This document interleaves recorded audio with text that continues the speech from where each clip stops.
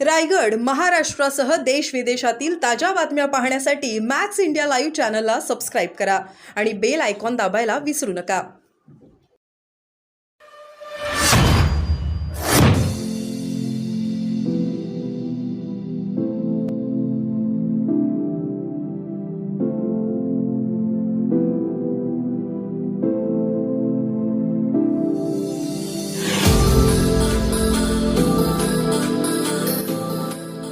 आचारसंहिता लागू बैठका सुरू असण्याची तक्रार केली. याबद्दल तुमचं म्हणणं मांडलेलं आहे का आणि काय आश्वासन निवडणूक घेण्यात आली? नाही, पहिली गोष्ट निवडणूक आयोगाची आता देश पातळीवरती ज्या पद्धतीनं एक प्रतिमा होते आहे त्याची चिंताजनक आहे. याचं कारण असं आहे की विरोधी पक्षांवरती ज्या पद्धतीनं तात्काळ कारवाई होते त्या पद्धतीनं सरकारी ज्या काही यंत्रणा आहेत ज्याचा दुरुपयोग केला जातोय त्यावरती कारवाई केली जात नाहीये. आणि ज्या वेळेला पंतप्रधान असतील, मुख्यमंत्री असतील किंवा जे काही भारतीय जनता पक्षाचे किंवा त्यांच्या जवळचे लोकांचे महत्त्वाचे नेते असतील त्यांच्याकडनं जेव्हा आचारसंहितेचं उल्लंघन होतं त्यावेळेला मात्र कारवाई ही होताना दिसत नाही.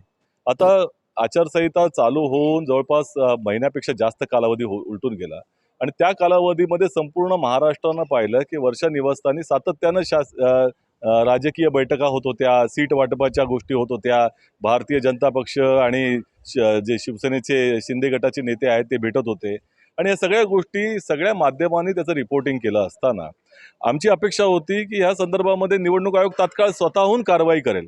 परंतु ती कारवाई होताना न दिसल्यामुळं मी स्वतः त्याची तक्रार केली आणि त्याची मग नंतर त्या ठिकाणी निवडणूक आयोगाने दखल घेतली आणि मग त्याची विचारणा मुख्यमंत्री कार्यालयाला केली. तर मुख्यमंत्री कार्यालयाकडनं ज्या पद्धतीची उडवाउडवीची उत्तर आली की अशा पद्धतीचं काही झालंच नाही, हे आश्चर्यजनक आहे. म्हणजे इतक्या थादांत पद्धतीनं असत्य कथन जर मुख्यमंत्री कार्यालय करत असेल तर ते अत्यंत चुकीचं आहे.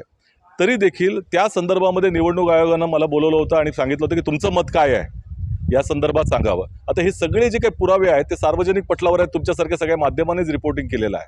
आणि तरी देखील माझ्याकडे त्यांनी जर पुरावे मागितले असेल तर मी आज त्यांना एक पेनड्राईव्ह दिलेला आहे, जवळपास 24 व्हिडिओ हे जे त्याचं रिपोर्टिंग झालं ते दिलेलं आहेत आणि ज्या पद्धतीच्या बातम्या संपूर्ण महाराष्ट्रामध्ये विविध वर्तमानपत्रामध्ये आलेल्या होत्या त्या देखील त्यांच्याकडे दिलेल्या आहेत.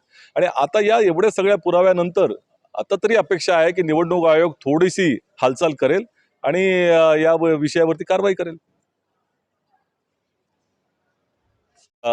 शिवसेनेच्या गीतावरती ज्या पद्धतीनं एक नोटीस पाठवली आहे आणि त्यांनी सांगितलं की भवानी मातेचा शब्द जो आहे तो काढून टाकण्यात यावा. दुसरीकडे माझी स्वतःची तक्रार होती, संपूर्ण मुंबईमध्ये मोगरा रेल्वे स्थानकात जे आपलं मेट्रो स्थानक आहे त्याच्या बाजूला असेल किंवा अनेक ठिकाणी होर्डिंगवरती सरळ सरळ पियुष गोयल यांनी त्या ठिकाणी भगवान श्रीरामाचा उपयोग केला आहे आणि मतं मागण्याचा प्रकार केलेला आहे. ह्यापेक्षा अश्लाघ्य प्रकार कुठला असू शकत नाही. तिथे म्हटलेलं आहे त्यांनी एक तर रामाची मूर्ती लावलेली आहे, त्याचबरोबर त्या ठिकाणी नरेंद्र मोदीजी दिसत आहेत पूजा करताना आणि पियुष गोयलांच्या माध्यमातून अपील केलं जात आहे की जिन्होंने राम लाए उनको लाना है.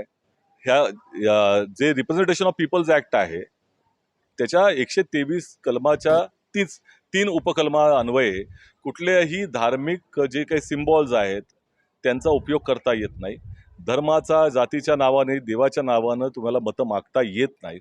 असं असताना संपूर्णपणे धादांत पद्धतीनं म्हणजे बेफाम पद्धतीनं हे आचारसंहितेचं आणि रिप्रेझेंटेशन ऑफ पीपल्स ॲक्टचं असेल कायद्याचं उल्लंघन होतं आहे आणि निवडणूक आयोग त्या ठिकाणी गप्प बसले, त्याची आम्ही त्या ठिकाणी तक्रार केली. दुसरीकडे ज्या पद्धतीनं आता पाहतोय की आमचे काँग्रेस पक्षाच्या कार्यालयावरचे जे आमचे सिम्बॉल आहेत त्या कार्यालयावरचे देखील सिम्बॉल आणि झेंडे हटवण्यात आले.